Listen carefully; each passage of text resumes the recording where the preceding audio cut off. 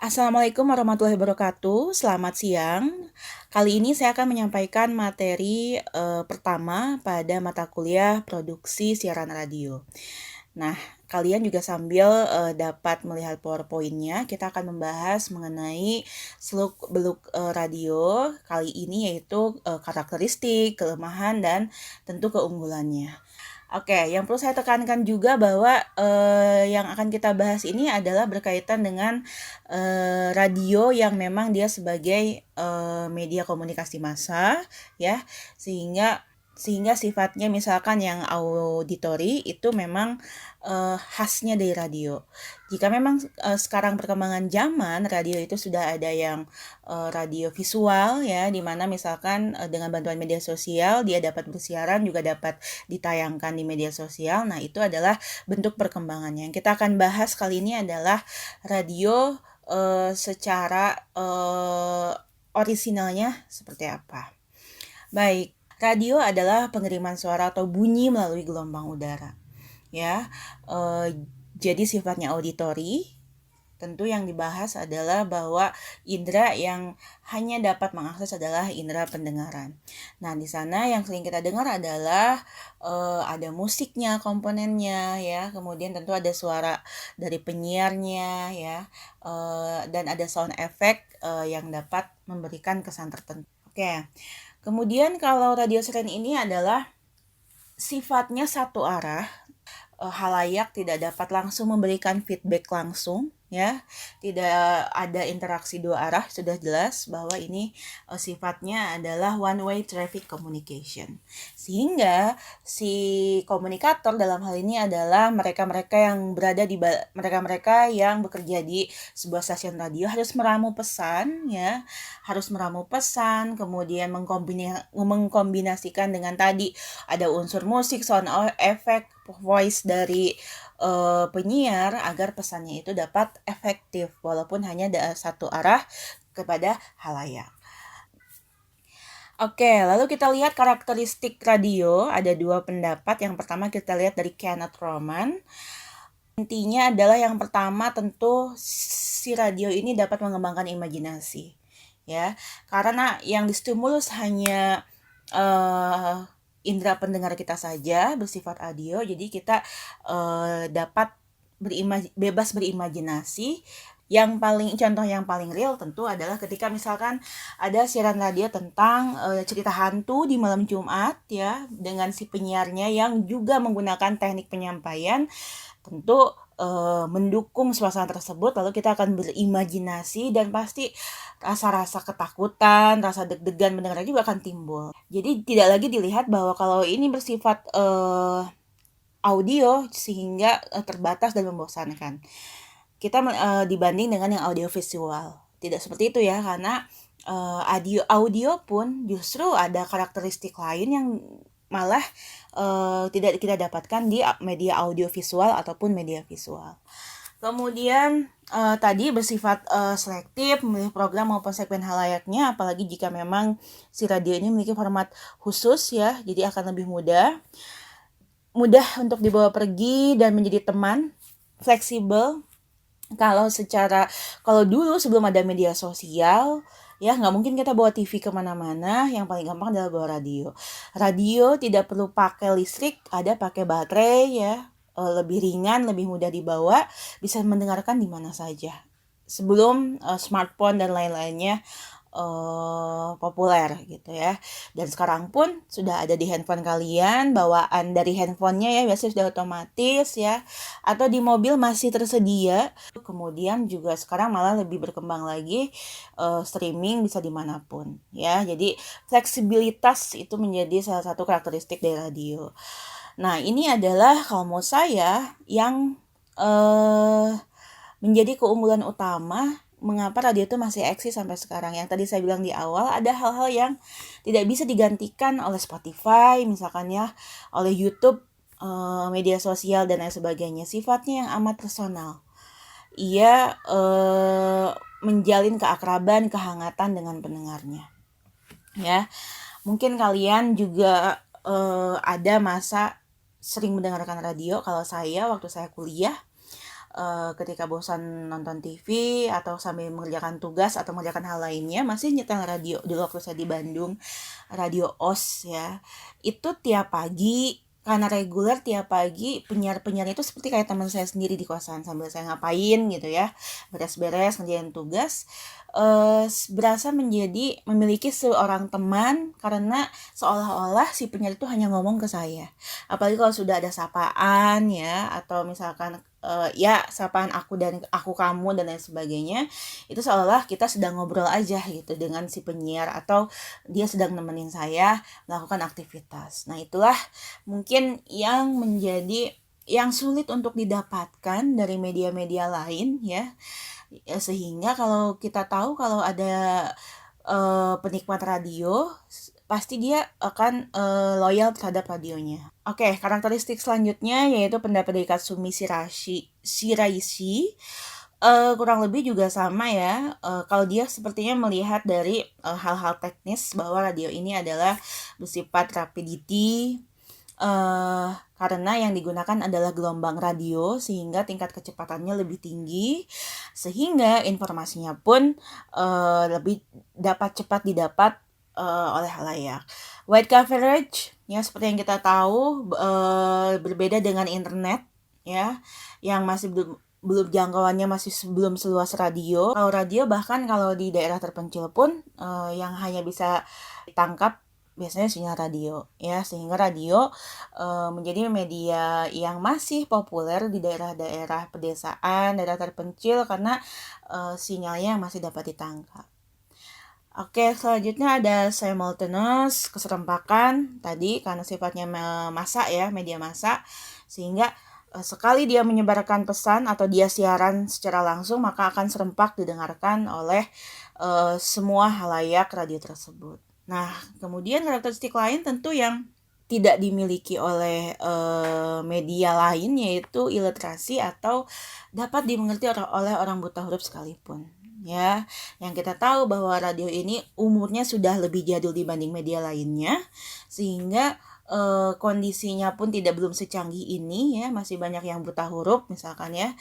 Ini menjadi media yang mereka nggak perlu bacanya gitu. Nah, radio ini adalah yang sangat membantu dalam penyampaian pesan kepada mereka masyarakat yang masih buta huruf misalkan, karena cukup dengan mendengarkan saja. Nah, lalu apa saja sih keunggulan radio? Bisa kita lihat di slide selanjutnya. Radio mengatasi buta huruf. Kemudian lebih impresif, lebih meyakinkan, penuh variasi.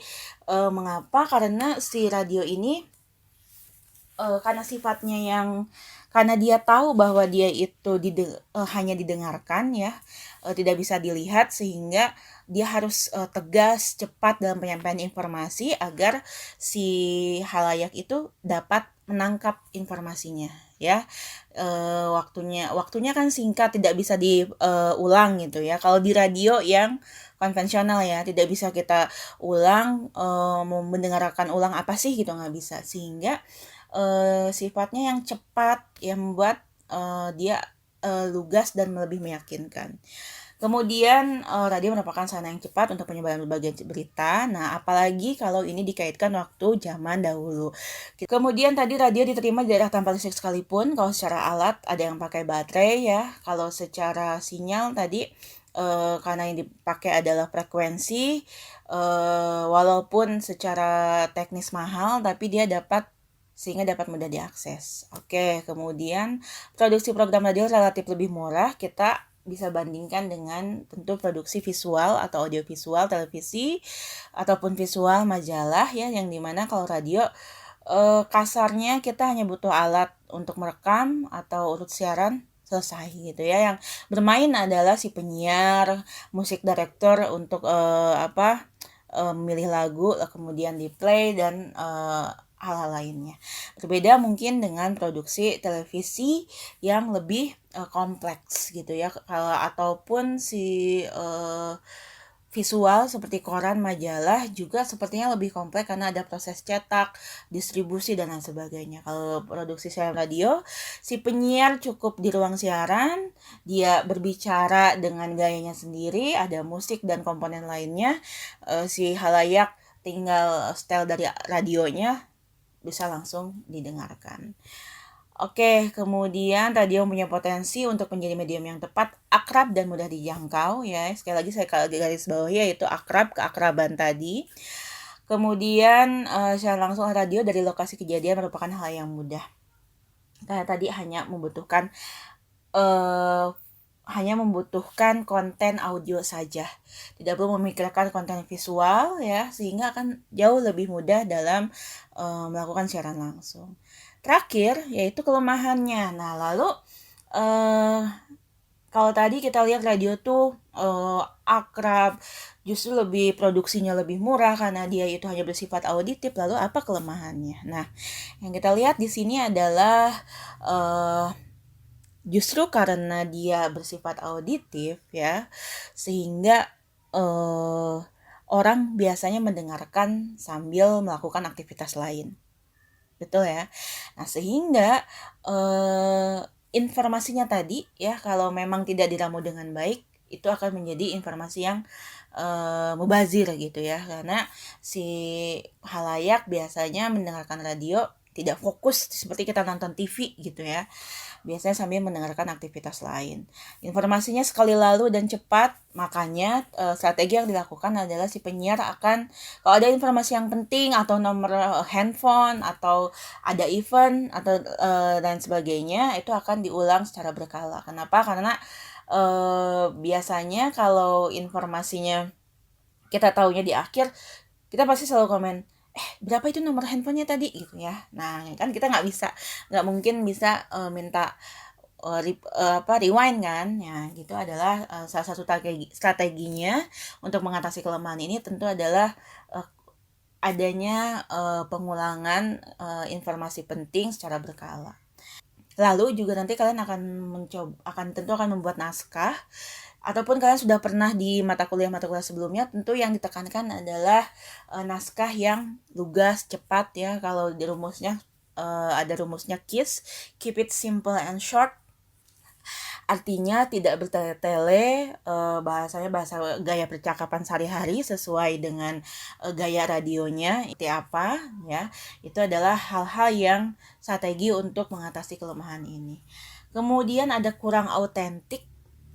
Autentik itu adalah asli ya, karena sifatnya yang audio ya, kita tidak melihat visualnya sehingga ada rasa keraguan terhadap pesan karena yang kita dapat hanya dari audionya, seperti ada kebutaan gitu karena kita nggak lihat visualnya atau buktinya. Nah, kemudian pendengar beragam dan kurang partisipasi pendengar. Tentu karena tadi sifatnya yang satu arah ya.